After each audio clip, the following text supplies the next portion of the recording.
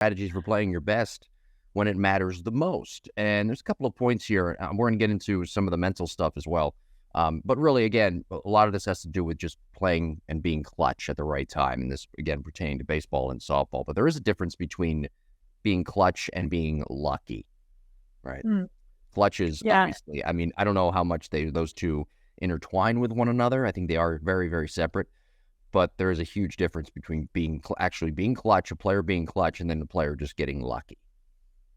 Yeah, you know what? And a lot of what we're going to talk about today too, I ended up maybe I already intuitively knew, but I at least was able to put words to what I was thinking and feeling through a book called Clutch. And one of the greatest things was listen, you play long enough, you're going to have opportunities where it ends up happening and you get lucky.